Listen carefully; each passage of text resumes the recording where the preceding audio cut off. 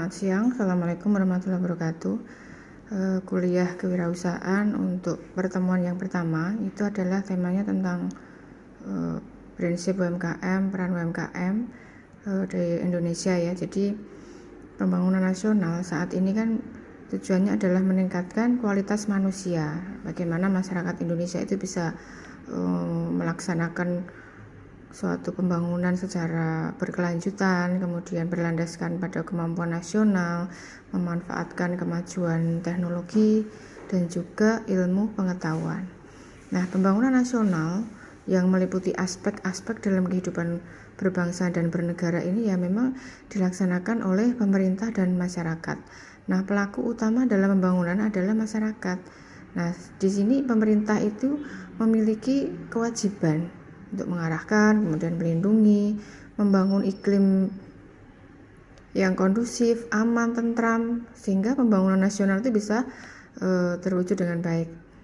Nah, kemudian untuk pembangunan dalam rangka meningkatkan kemampuan masyarakat di masa depan itu memang perlu adanya suatu suatu program-program yang di sini salah satunya adalah pertumbuhan ekonomi ya.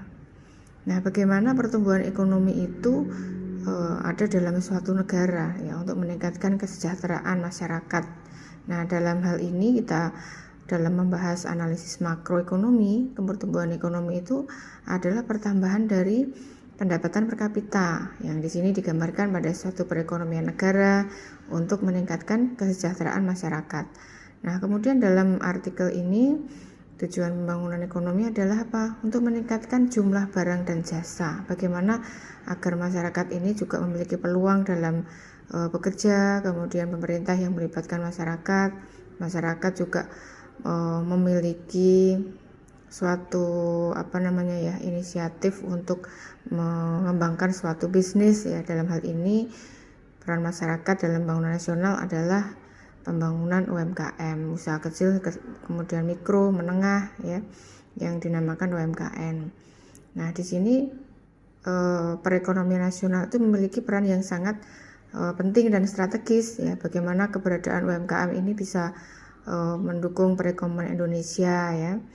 Bagaimana jumlah industri ini bisa semakin besar, kemudian banyak masyarakat kecil ini juga memiliki suatu kemampuan dan memanfaatkan sumber daya alam ya, sistem padat karya, bagaimana sektor pertanian itu berkembang, kemudian perkebunan, peternakan, juga sektor perikanan, perdagangan, rumah makan, restoran ya. Adanya keunggulan-keunggulan dalam masyarakat ini memang perlu dikembangkan gitu ya. Nah, kemudian dalam peran UMKM untuk mendukung pembangunan nasional ini bahwa masyarakat itu diakui memang memiliki kemampuan yang penting ya dalam pembangunan ekonomi. Contohnya dalam UMKM ini mereka membuat suatu bisnis, dalam hal ini adalah yang ditulis oleh Awali Rizky di sini adalah usaha mikro itu usaha informal dan mereka memiliki aset, memiliki modal, kemudian omset yang besar gitu ya. Bagaimana awal-awalnya omsetnya kecil, bagaimana ini bisa menjadi suatu UMKM yang semakin berkembang ya. Nah, ini memang perlu adanya suatu peran dari pemerintah dalam menyediakan modal ya. Nah, di sini juga ada beberapa kriteria tentang UMKM ya, memiliki kekayaan bersih 50 juta termasuk tanah dan bangunan, memiliki hasil penjualan 300 juta ya tahunan ya. Nah, ini dalam hal ini memang prinsip-prinsip yang sudah ada dalam masyarakat dan mereka taat hukum, mereka juga mematuhi peraturan perundang-undangan sebagai suatu ekonomi produktif yang bisa berdiri sendiri ya. Kemudian mereka memiliki jenis usaha produktif ya. Ya, mereka adalah suatu badan perorangan yang dikelola oleh dirinya sendiri untuk bisa mengembangkan bisnisnya, untuk bisa bertahan hidup ya. Nah, kemudian untuk beberapa kelompok di sini ya, ada kelompok A, kelompok B, kelompok C ya. Nanti akan saya share untuk materinya. Nah, selain itu perlu kita kembangkan di sini bahwa memang untuk bisa berkembang, usaha mikro yang bisa berkembang, nah bagaimana karakteristiknya gitu ya, karakteristik dari UMKM. Nah, jenis barangnya, tempat usahanya, dia bisa melakukan administrasi keuangan walaupun sederhana, kemudian bisa memisahkan antara bisnis pribadi dengan keuangan keluarga ya. Kemudian mereka juga punya skill untuk mengembangkan bisnisnya sesuai dengan kemampuannya masing-masing ya. Ada juga yang mereka mengelola bisnis dari mulai kecil sampai bisnis itu besar ya. Nah, di sini ada beberapa aspek komoditas yang dihasilkan oleh UMKM sendiri, yaitu kualitas komoditi yang belum standar dan mereka memiliki kemampuan yang belum memadai. Akhirnya kita dampingi untuk bisa menjadi UMKM yang maju sehingga hasil produksinya bisa dipasarkan keluar ya, baik itu di dalam negeri maupun di luar negeri. Nah, kemudian desainnya seperti apa ya, desainnya keterbatasan pengetahuan dan juga pengalaman dalam mengenai produk, dan mereka bisa berani mencoba berkreasi dengan desain baru, baik itu dalam bisnis makanan, mungkin bisnis dalam pertanian, perkebunan, peternakan dan sebagainya. Nah, bagaimana peran-peran UMKM dalam perekonomian? Mereka sangat berperan karena bisa menambah lapangan pekerjaan ya, mengurangi pengangguran, bisa berkontribusi terhadap PDB dan juga neraca pembayaran. Nah, kemudian di sini ada beberapa kontribusi UMKM ya, ada usaha kecil, mikro, menengah dan usaha besar. Nah, kemudian penggolongan sektor ekonomi, di sini ada klasifikasi dari pertanian, peternakan, kehutanan dan juga perikanan, pertambangan, penggalian, industri pengolahan. Nanti silahkan nanti di komen di YouTube saya biar nanti kamu bisa berkembang bagaimana sih sebenarnya UMKM yang saat ini sudah ada, dan mungkin kalian punya beberapa alternatif UMKM yang bisa dikembangkan seperti itu ya, untuk bisa mendukung pertumbuhan ekonomi di Indonesia.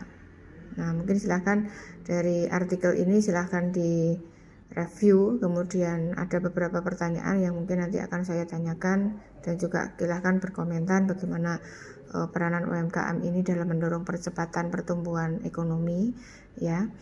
Kemudian peran UMKM ini dalam membentuk nilai tambah ya. Awalnya mungkin kalau misalnya kita lihat pada bisnis timus itu ya, per kilonya singkong itu hanya 5.000, tapi kalau sudah diolah menjadi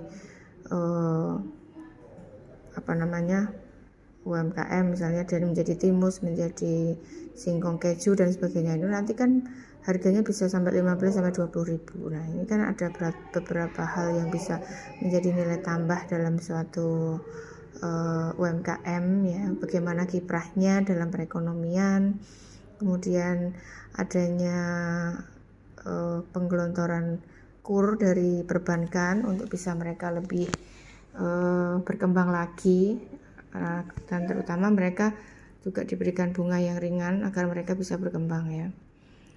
Dan dengan adanya kur itu mereka bisa menyelesaikan beberapa masalah-masalah dan juga penghambatan dalam UMKM. Nah, mungkin secara singkat saya berikan prolog tentang UMKM dalam pertumbuhan ekonomi, bagaimana jenis-jenis karakteristik dan juga bagaimana cara mengembangkannya. Dan ini memang saya ambilkan dari sebuah riset karena kalian kan sudah semester 7 itu, saya kira memang setiap hari harus membuka artikel yang up to date, yang memang bisa dikembangkan menjadi sumber bacaan, dan juga nanti bisa